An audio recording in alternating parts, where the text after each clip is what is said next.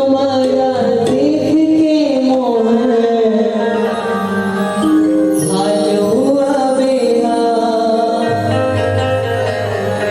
पीला पीतांबर माथे पे सोहे और मोर छड़ी तेरे हाथ है। और कैसे हमारे ठाकुर जी बैठे हैं आपके सामने।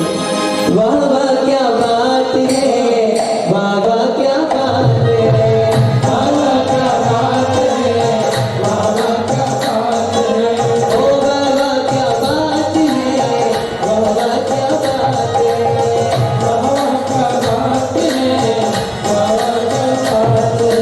मैं तुम्हारे सिंगारे और घुंघरा लेगा, मैं तुम्हारे सिंगारे और घुंघरा लेगा, रूप तुम्हारा देख के मोहन हालो आवेगा, रूप तुम्हारा देख के मोहन हालो आवेगा।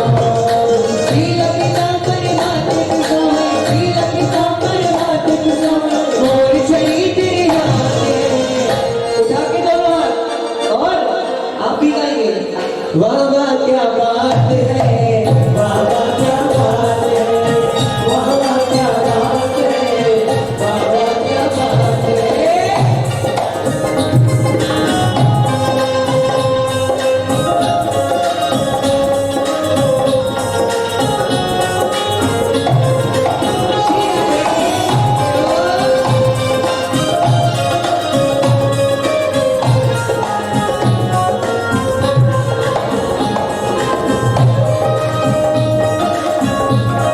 बोल बाकी बिहारी यार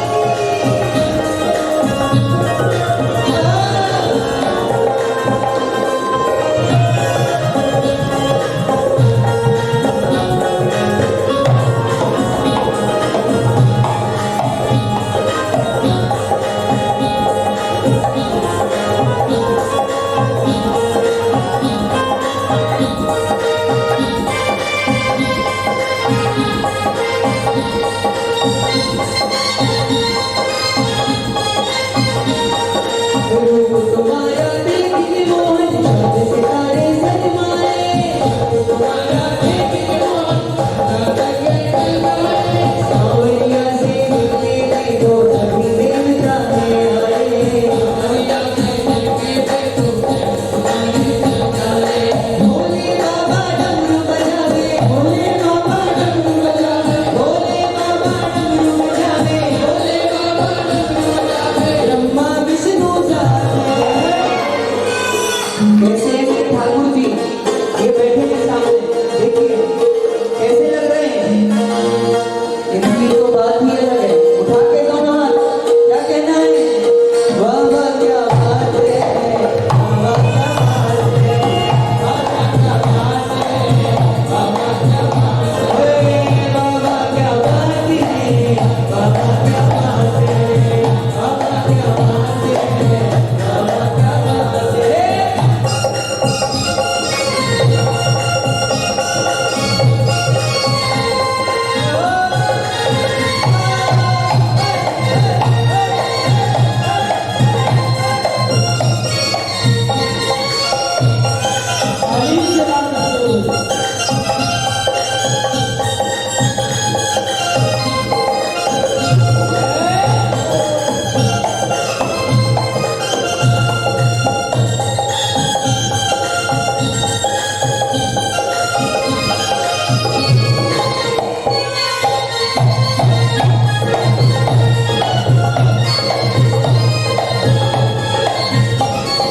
कितनी सोनी कितनी प्यारी तेरी छवि ये लगती है, कितनी सोनी कितनी प्यारी तेरी छवि ये लगती है।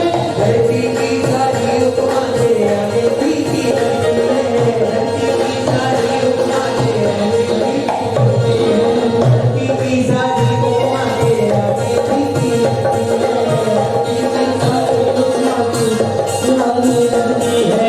सभी देवता करते तुम पर, सभी देवता करते पुष्पों की बरसात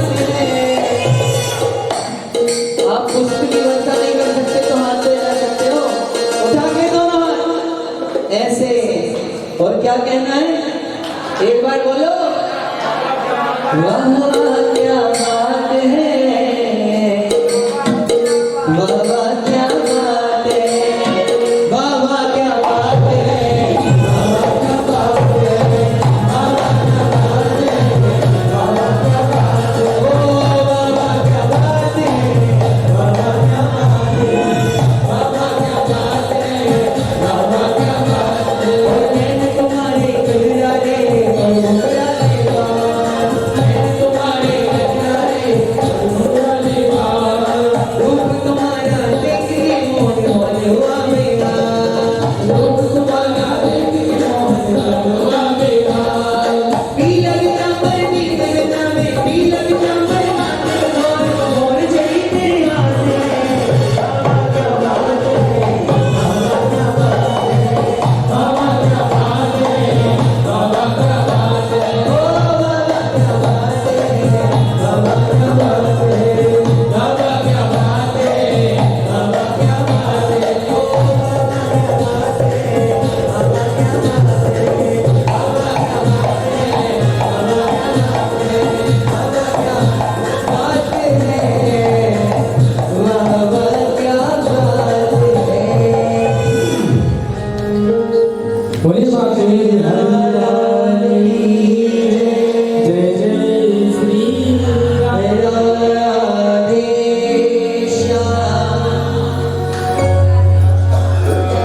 तो माताओं ने इस प्रकार अनेकों विधियों से लाला की नजर काटी है।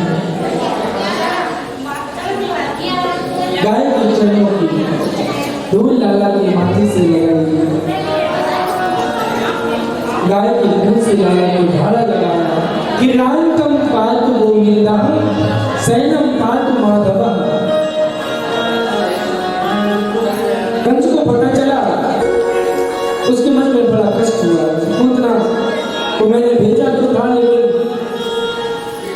जिसको मारने के लिए भेजा था उसकी खुद मृत्यु का समाचार मुझे सुनने को मिल रहा है।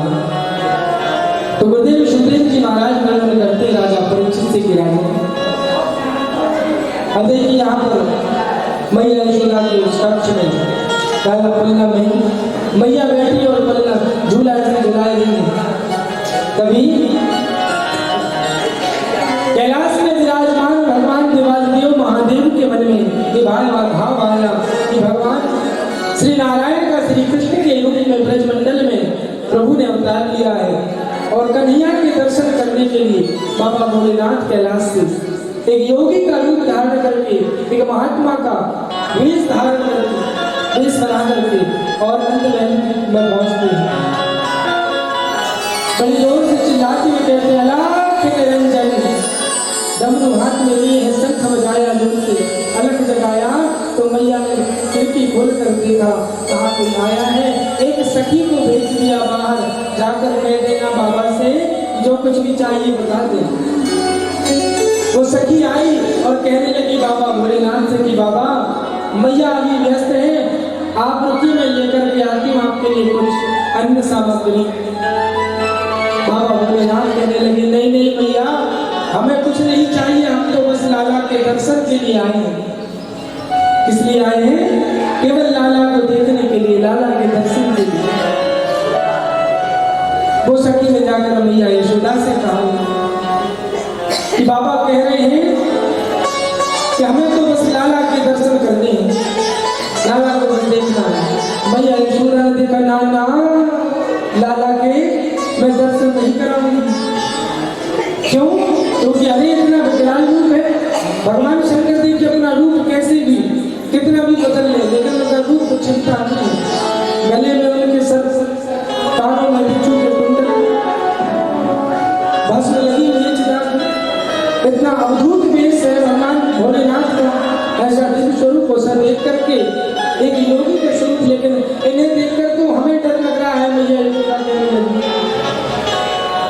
और महाराज तो लाला जो अभी इतने छोटे, इतना छोटा है, देखकर तो बहुत डर जाएगा।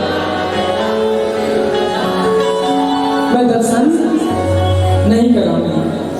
कह दो तुम्हें जितना भी चाहिए, स्वर्ण जो भी चाहिए, वस्त्र वर्ण स्वर्ण आभूषण हम सब कुछ दे देंगे, लेकिन दर्शन नहीं कराऊंगी। बाबा से जाकर सखी ने कहा बाबा भोलेनाथ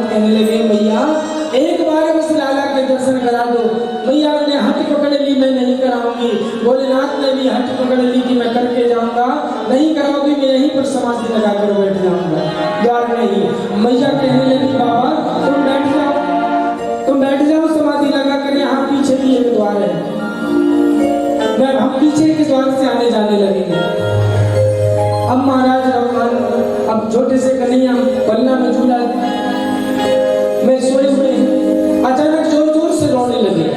इतनी जोर से रोना प्रारंभ किया, मैया खूब चुप कराने का प्रयास करने लगी, लेकिन लाला चुप होने का नाम ही नहीं लेगा। पर मैया ने सोचा कि आज तक ऐसा नहीं हुआ। और भी आसपास की सखियां आ गई, मैया क्या हुआ लाला को, क्यों इतनी जोर जोर से नजर कर रहा है, रो रहा है। मैया यशोदा कहने लगी पता नहीं क्यों जब से बाबा जी आए हैं तब से ये रोते हुए ला रहा है। बाबा ने कुछ जादू टोटका तो नहीं कर दिया कहीं। अब भगवान भोलेनाथ तो बैठे हैं एक वृक्ष के पास, यही आशा लगाई कि आज तो मैं कन्हैया के लाला के दर्शन करके ही आऊंगा। और भगवान श्री कृष्ण मेरे कन्हैया जी पन्ना में झूला में लेते लेते बड़ी जोर जोर से बता कर रहे हैं। मैया चुप कराने का प्रयास कर रही है, लेकिन चुप नहीं हो रहे। पहुंची मैया यशोदा भगवान भोलेनाथ के पास, कहने लगी बाबा आप जो भी हो, जहां से भी आए हो, लाला इतनी जोर जोर से रो रहा है, तुमने कुछ कर दिया क्या? भोलेनाथ कहते ना मैया मैंने कुछ नहीं किया, मैं कह तो रहा हूं एक बार बस दर्शन करा दो। कहा ठीक है लेकिन दूर से कराऊंगी।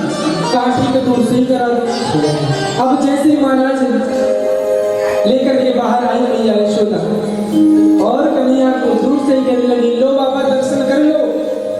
तो जैसे बाबा दर्शन किए हैं अभी भी, लेकिन रोना बंद नहीं किया लाला ने, रोते जा रहे हैं। मैया कहने लगी बाबा अब तो कुछ कर दो, अब तो दर्शन करा दी। कहा मैया लाओ मुझे मेरी गोद में दे दो। कहा दर्शन के लिए बोले थे, गोद में मैं बिल्कुल नहीं दूंगी। कहा तो फिर ठीक है ऐसे रोते रहेगा लाला। मैया भी करे क्या, चुप कराने का घंटों हो गए थे रोते, तो महाराज दे दिया।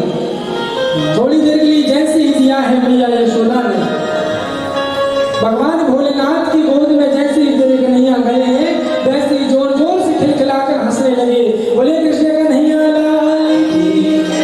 और जैसे ही खिलखिलाकर हंसने लगे मैया कहने लगी बहुत बढ़िया बाबा अब लाओ मैं दे दो। और जैसे ही मैया की गोद में जाए तो फिर रोने लगी। अब जितनी बार भगवान भोलेनाथ गोद में लेते तो खिलखिलाकर हंसने लगते, मैया यशोदा की गोद में रोने लगते। मैया कहने लगी बाबा तुम ऐसा कुछ कर दो कि मेरी गोद में भी ऐसे हंसता रहे लाला। तो भगवान भोलेनाथ कहते इतने में नंद बाबा भी आ गए कि नंद बाबा से कहते भगवान भोलेनाथ कि तुम अपने यहीं पर एक देवादिदेव महादेव का एक मंदिर स्थापित करो, एक मंदिर बनाओ, शिवलिंग स्थापित करो, जिससे लाला को नित्य प्रति भगवान शिव के दर्शन होते रहे, तो लाला भी प्रसन्न और भोलेनाथ जी भी प्रसन्न। इतना कहकर के चले गए भोलेनाथ। अरे जो मांगे सो ले ले बाबा, साधन साझ जुटाओ और तेरो बेस देख डर बेगो, बालक नाए दिखाओ मेरो छोटो सो है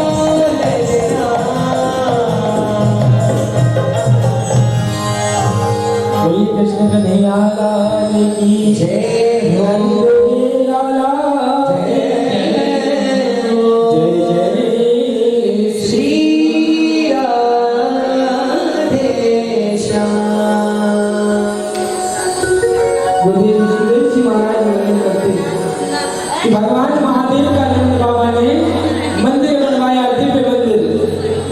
बोलिए नंदेश्वर महादेव की जय हो। किसने दर्शन करके आ गए हैं नंदेश्वर महादेव? बरसाना हुए, गोकुल हुए, और कौन गए यहाँ पर? गोवर्धन जी, गिरिराज जी के दर्शन करने सब लोग हुआ है। हमारी संगीता के बंधु भी हुआ है। और चलिए आइए कथा के प्रसंगों में हम चलते हैं। कंस अनेक प्रकार के जो षड्यंत्र रचा, उन्हीं षड्यंत्रों में एक तृणावर्त नाम के असुर को भेजा। तृणावर्त जो कि एक बड़े बवंडर के रूप में, धूल का एक गुबार जो होता है, उस रूप में आया और लाला को उड़ाकर आकाश में ले गया। मेरे प्रभु ने, मेरे कन्हैया ने आकाश में ही तृणावर्त का उद्धार कर दिया, वहीं पर उद्धार कर दिया। बोले कृष्ण कन्हैया लाल की जय हो। संतासुर का प्रभु ने उद्धार किया। जितने प्रयत्न करता कंस, सारे षड्यंत्र उसके विफल होते जाते। अब कन्हैया 1 वर्ष के हो गए। गुरुदेव सुखदेव जी महाराज ने गर्गाचार्य जी को बुलाया है नामकरण के लिए। नामकरण करना है, नामकरण संस्कार होना है। गर्गाचार्य जी गोकुल में आए तो नंद बाबा ने गोकुल में आए गर्गाचार्य जी का बड़ा स्वागत किया। कहने लगे महाराज बड़ी कृपा की आपने। देखिए संतों का एक सानिध्य जिसे प्राप्त होता है, वो कहते हैं संत कृपा, सदगुरु कृपा, गुरु की कृपा जिस पर हो जाती है, जिस जीव पर, उस पर भगवान की विशेष अनुग्रह, विशेष अनुकंपा ही होती है। क्योंकि हमने एक बात आप लोगों से कही है बारंबार कि संतों का जीवन जो होता है, वो कोई भी कार्य यदि करते हैं तो अपने निजी जीवन के लिए, अपने निजी स्वार्थ के लिए नहीं करते। उनका जो कार्य होता है वो जगत के कल्याण के लिए होता है। वो मान सम्मान अपमान की बिना कामना को लिए और जगत के कल्याण के लिए हर कार्य करते हैं। हाथी के दर्शन सबने किए होंगे। ये है ना, जब हाथी गांव में, पहले के समय में जो गांव में आता था हाथी, तो गांव के जितने बड़े बूढ़े बुजुर्ग लोग रहते, सब घर से छोटे छोटे बालकों को अपने निकाल लेते थे। अरे देखो गणेश जी आए हैं। हाथी में गणेश जी का दर्शन कराते थे, प्रणाम करो इन्हें, गणेश जी प्रणाम करो। और सब हाथ जोड़े हाथी के आगे खड़े रहते थे। जितने गांव के बड़े बूढ़े छोटे बच्चे जवान सब। अब महाराज लेकिन एक बड़ी विडंबना है।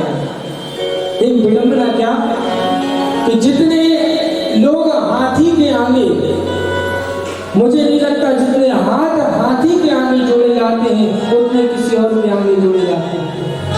हाथी के आगे, लेकिन जितने हाथ हाथी के आगे जोड़ने वाले खड़े रहते हैं उतने ही गांव भर के कुत्ते हाथी के पीछे भौंकने पड़े रहते हैं, भौंकते हुए लगे रहते हैं। लेकिन अच्छा महाराज जी, एक बात और समझ में नहीं आती कि आखिर कुत्तों को हाथी से परेशानी क्या है। अच्छा कुत्ते भाषा हमारी समझते तो हम उनसे पूछते कि भैया तुम्हें परेशानी क्या है हाथी से, तो शायद कुत्ते यही जवाब देते कि हमें हाथी से कोई परेशानी नहीं है। तो फिर क्यों भौंक रहे हो? हमें हाथी से कोई परेशानी नहीं है। परेशानी हमें इस बात की है कि हमें हाथी के आगे जो हाथ जोड़े खड़े हैं वो हमें देखकर सहन नहीं हो रहे हैं, इसलिए हम पीछे भौंकने में लगे हुए हैं। अच्छा एक और, आगे आकर भौंकने की हिम्मत होती नहीं कि हाथी के आगे आकर भौंके और पीछे भौंकना बंद करते नहीं। लेकिन हाथी में भी एक विशेषता होती है। हाथी की भी एक विशेषता है। हाथी अपनी मस्त चाल में वो चलता रहता है, अपनी मस्ती के साथ चलता रहता है ना। हाथी आगे अपने आगे हाथ जोड़े जो खड़े रहते, ना ही उनके पास ठहरता है, ना उनके पास रुकता है, ना पीछे मुड़कर उन भौंकने वालों की तरफ देखता है। ऐसे ही जिसका जीवन मान सम्मान जिसके जीवन में और अपमान बराबर हो जाता है, उसी का जीवन में साधुता आ जाती है, वही संत जीवन कहलाता है, वही एक श्रेष्ठ जीवन का एक प्रमाण है महाराज। तो बंधुओं, जिसके जीवन में मान सम्मान अपमान बराबर हो जाए, समदर्शी जिसका जीवन हो जाए, जिसके जीवन में समता आ जाए, वही जीवन महान कहलाता है। यही हमें धारण करना है अपने जीवन में। गर्गाचार्य जी जैसे संत आए, आकर आसन में बैठे आसन में। अब मैया यशोदा और मैया रोहिणी ने दोनों अपने अपने लालाओं की अदला बदली कर ली। कन्हैया को, मेरे लाला को रोहिणी मैया ने अपनी गोद में ले लिया और रोहिणी मैया के लाला को मैया यशोदा अपनी गोद में रख ले ली। अब पहुंचे गर्गाचार्य जी और जैसे ही मेरे रोहिणी मैया की गोद में लेटे हुए कन्हैया को देखा है, तो देखते ही गर्गाचार्य जी की समाधि लग गई। ऐसी समाधि लगी प्रभु के मेरे बाल कृष्ण की झांकी को, छवि को देखकर। ध्यान देना बच्चों, समाधि दो प्रकार की होती है। एक समाधि होती है ध्यान समाधि और दूसरी समाधि होती है त्राटक समाधि। ध्यान समाधि वो समाधि होती है जिसमें आंखें बंद होती हैं और श्वास चलती रहती है, और त्राटक समाधि वो समाधि होती है कि नेत्र तो खुले रहते हैं लेकिन श्वास का आवागमन रुक जाता है। बड़े बड़े योगियों को ये समाधि रहती है, नेत्र खुले हैं, आंखें खुली हैं, बस श्वास रुक जाती है, ये त्राटक समाधि है। गर्गाचार्य जी के नेत्र खुले हैं, श्वास रुक गई, प्रभु के उस बालकृष्ण के उस मनोहर, उस माधुर्यमय स्वरूप को देखते ही समाधिस्थ हो गए। माताओं ने, दोनों मैया ने, नंद बाबा ने गर्गाचार्य जी को खूब हिलाया। अरे बाबा को क्या हो गया? समाधि से उठ खड़े हुए। जब झकझोरा जाकर तब गर्ग जी महाराज की समाधि टूटी। भगवान ने इशारा किया गर्ग मुनि की ओर कि ये राज ही रहने देना, यहाँ राज मत खोलना। कहा प्रभु क्यों? क्योंकि यहाँ बता दोगे कि मैं ही साक्षात भगवान श्री हरि नारायण हूँ, नारायण का हूँ। तो भगवान के साथ पता है फिर लोग क्या करते हैं? भगवान के साथ क्या करते हैं? कहाँ एक अलमारी में बिठा देते हैं और बढ़िया चना चिरौंजी लगा दी, हो गया। फिर भगवान की ओर बंद कर दिया अलमारी। फिर भगवान के साथ ऐसा होता है। इसलिए ये मत बताना कि मैं भगवान हूँ। सबके यहाँ ठाकुर जी है ना, किस किस के यहाँ पर ठाकुर जी है? छोटे से बालक कौन कौन अपने ठाकुर जी को नित्य प्रति स्नान और भोग इत्यादि भोग लगाता है? जैसे हम अपने बालकों के, अपने लाला की सेवा करते हैं, वैसे हमें अपने ठाकुर जी के उसी भाव से सेवा करना है। रिश्ता बनाकर ठाकुर जी के साथ उसी भाव से हमें सेवा करनी है। तो महाराज गर्गाचार्य जी ने देखा कि माताएं कितनी चतुर हैं, बालकों की अदला बदली कर दी है। तो यशोदा मैया की ओर इशारा किया, कहने लगे कि नामकरण करके कहते हैं, अयम ही रोहिणी पुत्र रमयन सुहृदयो गुणे आख्यासते राम इति बलाधिकारं बलम। मैया यशोदा से कहते हैं कि मैया ये तुम्हारा नहीं, ये रोहिणी मैया का बेटा है, ये रोहिणी मैया का पुत्र है। और नामकरण करते हुए कहते हैं गर्ग जी महाराज, माताएं सोचने लगी ये तो बहुत बड़ी ज्योतिषी है,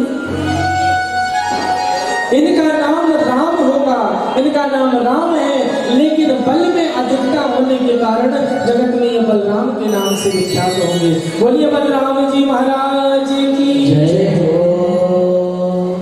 बलभद्र के नाम से भी लोग इन्हें जानेंगे, बलभद्र कहेंगे। भद्र का मतलब होता क्या है? भद्र का मतलब होता है कल्याण। जो संसार का सभी का कल्याण करेंगे वो बलभद्र है। ऐसा रोहिणी मैया के उन बेटे का नामकरण करते हुए बलराम जी का नामकरण किया और रोहिणी मैया के पास गए, कहने लगे मैया आपकी गोद में जो बालक बैठा है आसन वर्ण स्त्रयो हस्त ग्रहितो नियुगम तनु शुक्लवत्तिस्थिता पीतो इदानीं कृष्ण मैया ये बालक पहले शुक्ल वर्ण का था, फिर इनका रक्त वर्ण हुआ, फिर पीत वर्ण और अभी श्याम वर्ण के होकर के आप प्रकट हुए यहाँ पर आए, इसलिए इनका नाम कृष्ण हुआ। बोलिए कृष्ण कन्हैया लाल की जय हो। वैसे तो मैया इनके अनेकों नाम होंगे, सांवला है ना, सांवला कृष्ण। माता ये वसुदेव का पुत्र होने के कारण इनका नाम वासुदेव भी होगा। मधुसूदन, मुरलीधर, माधव, गोविंद, गोपाल, केशव, कन्हैया और कितने नाम बताऊं, उतने नाम इनके होंगे, बहुत से नामों से विख्यात होंगे। इस प्रकार नामकरण किया गर्गाचार्य जी ने। अब यहाँ पर देखिए भगवान श्री कृष्ण के जन्म के, उनके प्रकट होने के, उनके प्राकट्य के पूर्व ही बरसाने में वृषभानु और कीर्ति मैया के यहाँ पर एक शक्ति ने अवतार लिया है। उस शक्ति का, उस देवी का नाम है, उस शक्ति का नाम श्री राधा। बोलिए राधा रानी सरकार की जय हो।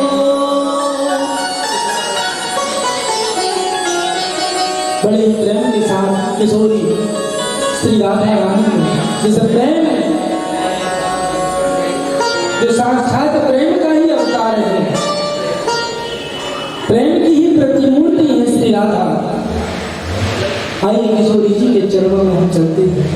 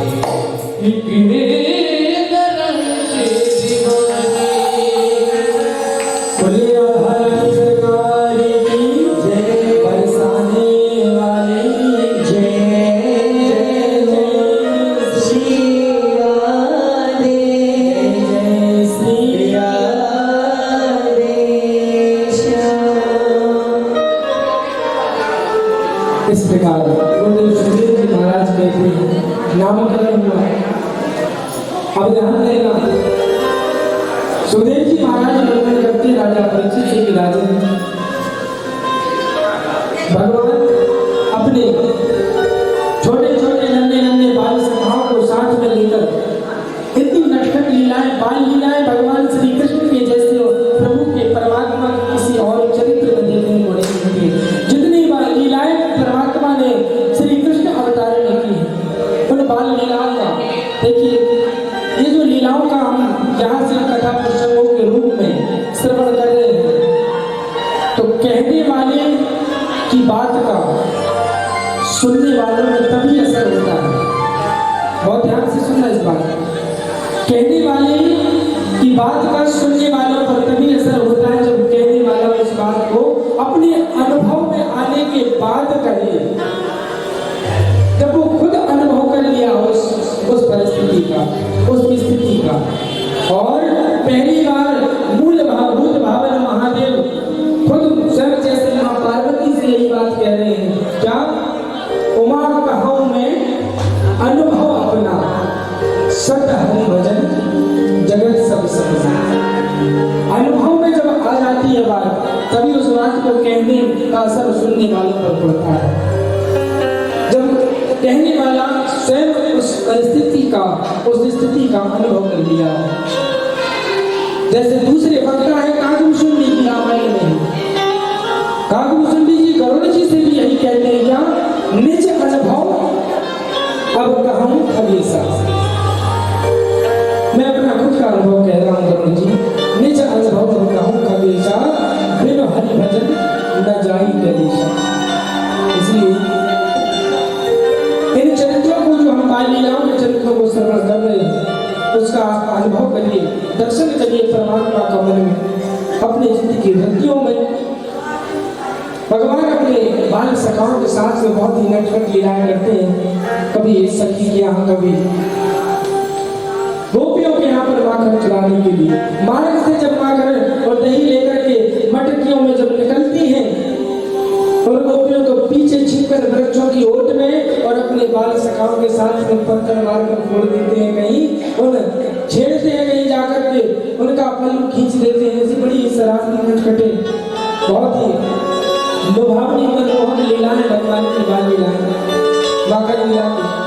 तो बड़ी सुंदर एक सखी आज एक गोपी यहाँ पर माखन चुराने के लिए कहीं अपने बाल सखाओं के साथ अपनी बाल मंडली के साथ में गए, सारे बाल सखा बाहर खड़े हो गए, कन्हैया गोपी के अंदर, गोपी के घर के अंदर प्रवेश जब करते हैं तो वहां पर पहुंचे, मटकी ऊपर रखी हुई है, मटकी को नीचे उतारा और माखन खाया और खिड़की से बंदरों को भी खिला रहे हैं, आधा बंदरों को खिला दिए।